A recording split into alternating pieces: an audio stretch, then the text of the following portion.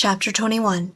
Calling Irmgard was always an odd experience. I knew she was there because she had picked up the phone and I could hear her breathing.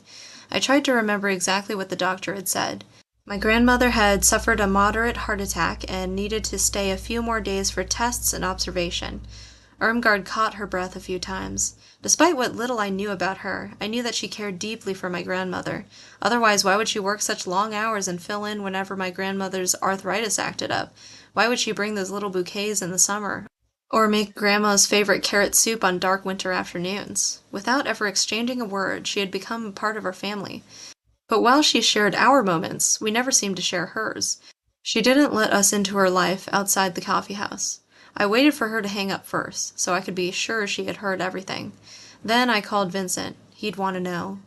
Vincent and my grandmother had always been close. When we were little, she used to plan his birthday parties, since his dad was always exhausted from his night shift at the marina. She'd make the cake and drive us to the swimming pool or the bowling alley. She was there when Vincent got chicken pox, when he crashed his bike and needed stitches, and when he swam in his first meet.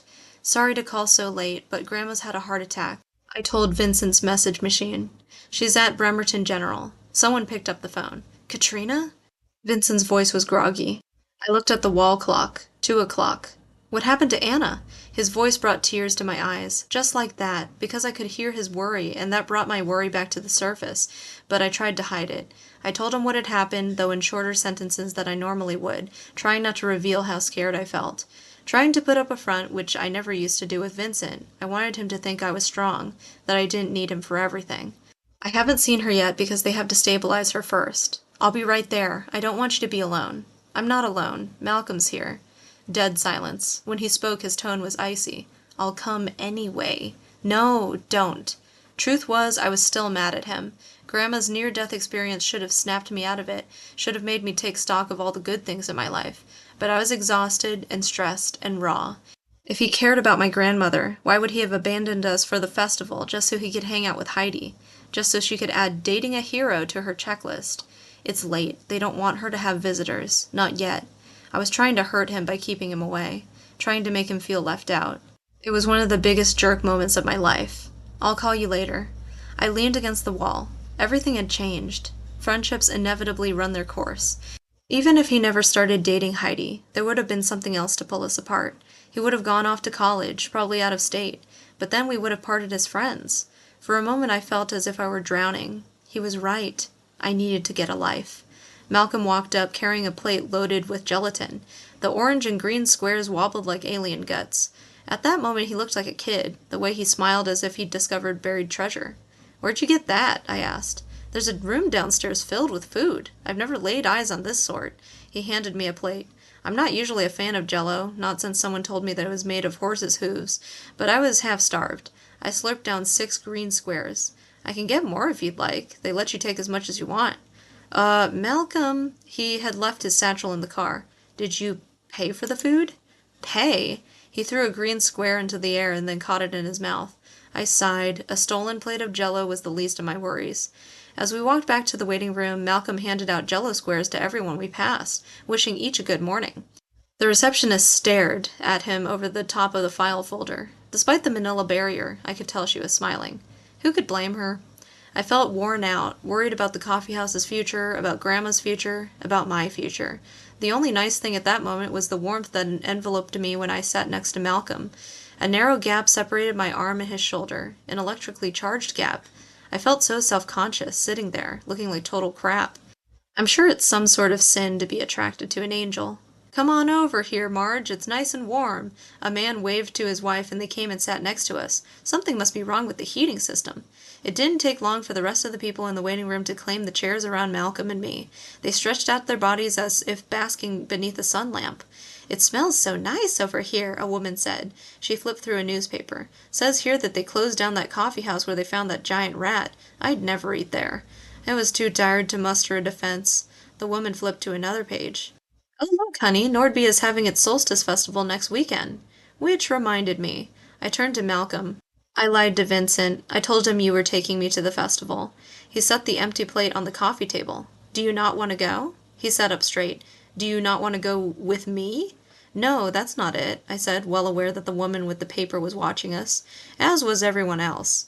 I just don't want you to feel like you have to go with me. I pulled the edges of the bathrobe around my neck. I don't want you to think it's a date or something, because I wouldn't expect you to go on a date. Being who you are? I whispered that last part. He didn't say anything. Then he leaned closer so that his arm touched my shoulder. A jolt ran down my body. Everyone in our little group watched, waiting for his response. I would be honored to escort you, Katrina. Oh, okay. I pulled the bathrobe collar as high as it would go to hide my flaming cheeks. Malcolm slapped his hand on his knee, then turned to the man sitting next to us and said way too loudly, "I'm taking Katrina to the Solstice Festival." "Good for you, kid." "Katrina Svensson," a nurse called. "You can see your grandmother now." The nurse led Malcolm and me to the cardiac care unit. She told me we could have a few minutes and that we'd have to leave because they were going to do an echocardiogram and an angiogram.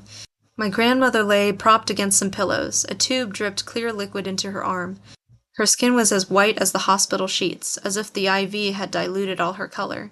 The wrinkles in her face seemed deeper. Her gray permed curls hung limp on her forehead. She's alive, I told myself. It was the only good thought I could conjure because there was nothing good about seeing someone you love weakened, sprawled out, drained. I didn't want to confront that horrible thought, the one that comes late at night. Each of us will die. I will die. There's no getting around it. And the other horrible thought, when my grandmother dies, I will be all alone. My grandmother managed a weak smile and reached for my hand. "I'd been feeling so tired," she said. "I didn't realize it was my heart. I should have seen the doctor." I barely hugged her, afraid she might break.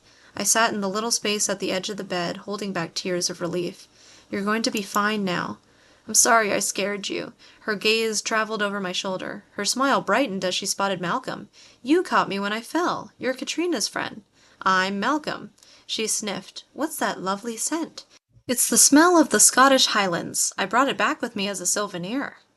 Grandma Anna motioned me close. "I thought you were going to tell him you aren't interested." "Well, I was, but—" "I'm to accompany Katrina to the Solstice Festival," Malcolm announced. He stared at the IV, watching the fluid drip slowly into the tube. "You have a date?" My grandmother struggled to sit up. It was too much. Her eyelids fluttered. She groaned. Was she going to have another heart attack? "Grandma," I begged. She fell back onto the pillows. "The doctor told me no sudden movements." Malcolm followed the tube to the place where it entered my mother's hand. "Interesting," he murmured. "They used to take fluids from the body to cure ills. Now they put them back in." "You'll need a dress," Grandma Anna said, her breath settling. "What?" I wasn't following her train of thought.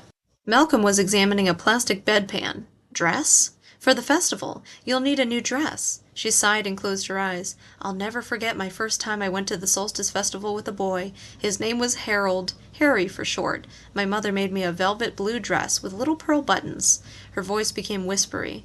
Malcolm set the bedpan aside and turned his blue eyes on her. He cocked his head as she drifted into a world of memories. "Harry took me to the grand feast at the Sons of Norway Hall. We danced 5 dances." She smiled dreamily. "He only stepped on my feet twice. And then he kissed me." She opened her eyes. "I wonder where he is now." "Corporal Harold Jorgensen died in combat in Vietnam on July 14, 1966, Malcolm said. Before my grandmother could ask him how he knew that, the nurse returned. "That's enough now. She needs her rest. You can see her when the tests are done." She shooed Malcolm into the hall. "I'll be right there," I told the nurse. Then I gave my grandmother another gentle hug.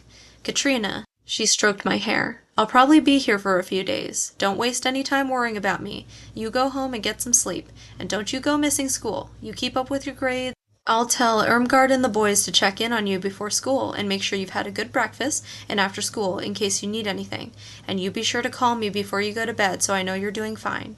But Grandma, there's $200 in my checking account. Use that for groceries. There's a credit card in the top drawer of my desk for emergencies. Your grandfather's pension check will come on Wednesday. Take it to the bank and deposit it right away.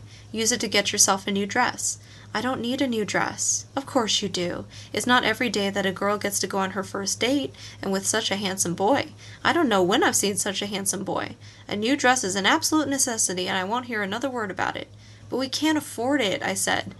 Grandma Anna waved the comment away. Then she turned serious. "Tell Irmgard that she should start looking for another job as soon as possible." "But we can still save the coffeehouse," I insisted. "The health department will see that it's all a big mistake, and we can do something for the solstice. I'll stay and work, and Elizabeth will help." "It's no use." "But I'm sure I can do it, Grandma. I'm sure I can come up with something." "Sweetie," she patted my hand, I love the coffee house more than you can ever know. Your mother and father and your grandfather are a part of that place. It holds so many memories. I know your intentions come from the heart, but you can't save the coffee house." Unspoken words hung between us. "You can't save the coffee house because you always start things and never finish them, which is why we have a closet of failure at the end of our hall. You've never poured yourself into anything.